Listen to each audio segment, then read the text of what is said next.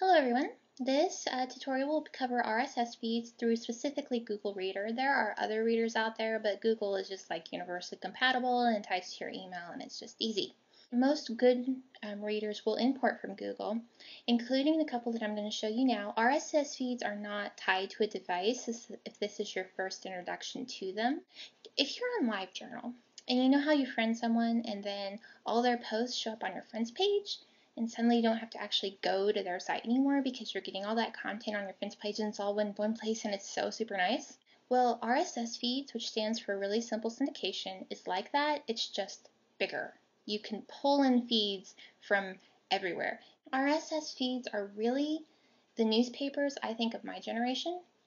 We sort of tailor and scoop the news in, and it's all right there. So Flipboard, the little red icon, is my absolute favorite. It's amazing. It's pretty.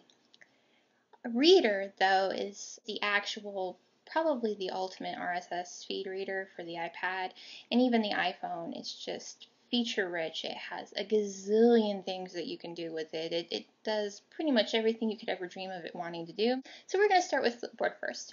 They have featured content over here of stuff that you can pick, like Etsy, The Lonely Planet, The Beast Daily, la la la la, if you're into that. So we're going to click on Google. Isn't that pretty? It's so pretty. This organizes it like an actual newspaper. And you can flip and see, we'll pull in images, and you can click on something to read the full post, and you just scroll up and down, and it's amazing. But to give you an idea of how feeds work, this article right here is from iPhoneography.com. Specky Boy, which is one of my design sites that I really enjoy. F-Stoppers, which they do these amazing photography videos and behind the scenes stuff. I just absolutely love them. Maggie's Bookshelf, she's a teen book blogger. The Happy Nappy Bookseller is another book blogger. Operation Awesome is an author. More fashion stuff.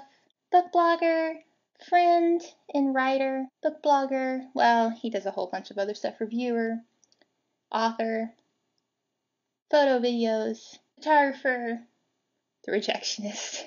We all call it the rejectionist. As you can see, these are pulling feeds in. I have agents in here. I have a lot of authors. I have a lot of random stuff, but also a lot of photography and videos and design and fashion and pretty much just whatever I happen to be interested in the moment. I will add you to my reader, and then you come up here in a very nice, pretty format. And I will flip through and read you, usually when I am drinking my coffee or my tea in the morning. It brings all your information into one place, and it makes it so easy to keep up with things. Welcome to my Google Reader. This is what the back end looks like when you're not using Flipboard or something else to read your stuff. You can always go into Google Reader itself online and view your RSS feeds from pretty much wherever you are.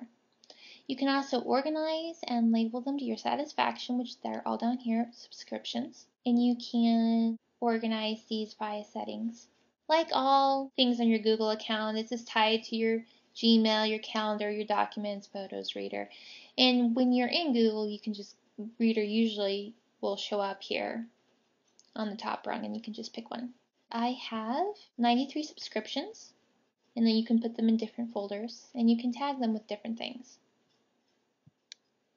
One of the nice aspects of Google Reader is that you can star items, and you can also do this in Flipboard. So these are all articles I found interesting and am saving for later.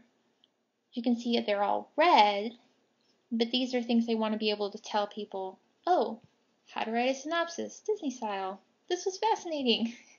At some point I may actually want to read that and put it into practice. So basically I am not in Reader too much because I am always using other programs to view the system, but this is the back end, and I will walk you through adding a subscription.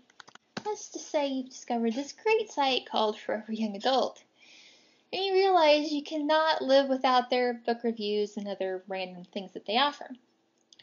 Now you see up here the subscribe and the little orange icon.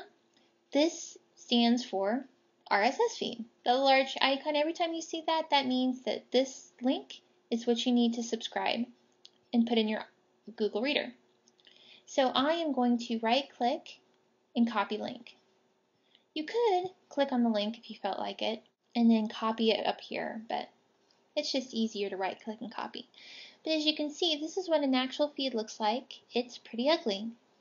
It's just importing the text and pictures and links from a post and giving them to your reader in a very nice, easy to organize way, which is very pretty if you're just looking at it, but you won't be just looking at it because Google will take care of that.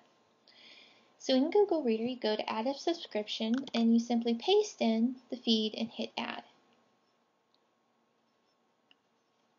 It will say, well, I was already subscribed, but it will say you have subscribed, and then you can.